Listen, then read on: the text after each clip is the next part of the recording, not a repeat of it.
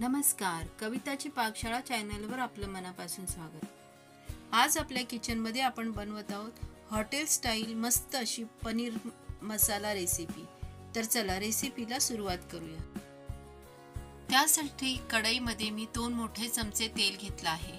त्यामध्ये 10 ते 12 लसणाच्या पाकळ्या आणि 1 इंच अद्रक घालून ते चांगलं तेलावर परतून घ्यायचं आहे। लसूण आणि अद्रक चांगलं परतून झाल्यानंतर त्यामध्ये 2 मोठे कांदे स्लाइस करून घेतले आहेत। आता हा कांदा आपल्याला चांगला सोनेरी रंगावर येईपर्यंत परतून घ्यायचा आहे। कांदा थोडासा सोनेरी रंगावर आल्यानंतर आता आपण त्यामध्ये 7 ते 8 काजू घालून घ्यायचे आहेत आणि पुन्हा एकदा चांगलं परतून घ्यायचं आहे। तर इथे तुम्ही पाहू शकता आपला कांदा आता सोनेरी रंगावर आला आहे।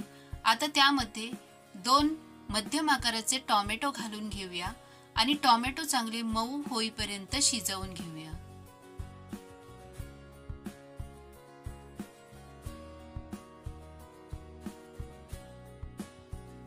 तर साधारण 5-1 मिनिटांनी तुम्ही पाहू शकता आपला टोमॅटो चांगला शिजला आहे, एकदम सॉफ्ट झाला आहे। आता हे वाटण आपण एका प्लेटमध्ये काढून थंड करून घेऊया। कांदा टोमॅटो थंड झाल्यानंतर आता आपण ते मिक्सरला बारीक पेस्ट करून घेऊया। तर इथे तुम्ही पाहू शकता मी बारीक पेस्ट करून घेतली आहे।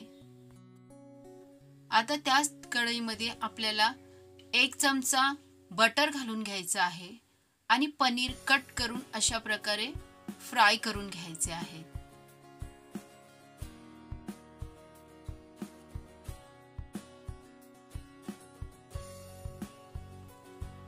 दोन्ही बाजूला चांगले उलटून पलटून आपल्याला हे पनीर फ्राय करून घ्यायचे आहे। तरी तुम्ही पाहू शकता मी सर्व पनीर चांगले फ्राय करून घेतले आहेत। आता ते आपण एका प्लेटमध्ये काढून घेऊया। आता त्याच कढईमध्ये उरलेल्या तेलामध्ये थोडंसं 1 चमचा तूप घालून घेऊया आणि आता त्यामध्ये आपल्याला खडे मसाले घालायचे आहेत। तर त्यासाठी इथे मी 2 तेजपत्ता, 2 ते 3 लवंग, काळी मिरी आणि वेलची घालून घेतली आहे। आता हे सर्व जिन्नस आपल्याला चांगले परतून घ्यायचे आहेत। 2 ते 3 मिनिटं जिन्नस चांगले परतल्यानंतर आता त्यामध्ये मसाले घालून घेऊया। तर इथे मी 1 चमचा लाल मिरचीची पावडर, 1 चमचा धने जिरे पावडर, अर्धा चमचा गरम मसाला आणि 1 चमचा किचन किंग मसाला घालून घेतला आहे। त्याचबरोबर पाव चमचा हळद घातली आहे। आता हे मसाले आपल्याला तेलावर चांगले परतून घ्यायचे आहेत।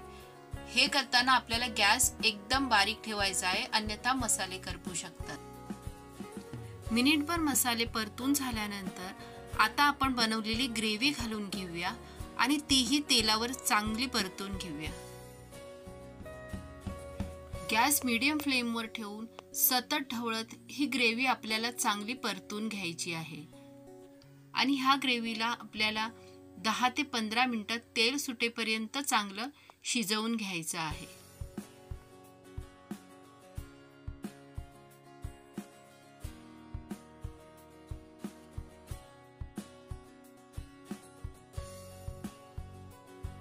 साधारण 10 मिनिटांनंतर तुम्ही पाहू शकता सतत ढवळत राहिल्यामुळे आता आपल्या ग्रेव्हीला तेल सुटू लागलं आहे।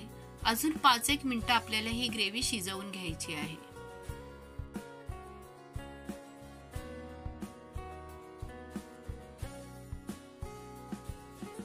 अजून 5-1 मिनिटांनंतर आपली ग्रेव्ही चांगली शिजत आली आहे। तर इथे आपण आता थोडंसं मीठ घालून घेऊया आणि झाकण लावून 2 मिनिटं तसंच ठेवून देऊया। आता इथे साधारण सुरुवातीपासून 15 मिनिटांनी आता तुम्ही पाहू शकता आपल्या ग्रेव्हीचा रंगही चेंज झाला आहे आणि त्याला तेलही सुटलं आहे। आता ह्यामध्ये थोडंसं गरम पाणी घालून घेऊया आणि चांगलं ढवळून घेऊया। इथे पाण्याचं प्रमाण तुम्ही तुमच्या आवश्यकतेनुसार कमी जास्त करू शकता। आता ह्यामध्ये आपण तळलेले सर्व पनीर घालून घेऊया आणि पुन्हा एकदा सर्व जिन्नस एकजीव करून घेऊया। पनीर घातल्यावर भाजी जास्ती शिजवायची नाही, नाहीतर ते चिवट होतात।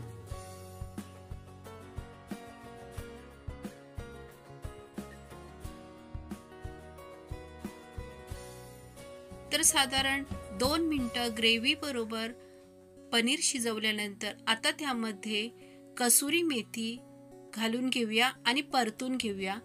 त्याचबरोबर फ्रेश कोथिंबीर घालून आपण त्याला चांगलं परतून घेऊया। तर किती झटपट आपली पनीर मसाला तयार झाला आहे। आता गरमागरम सर्व करूया।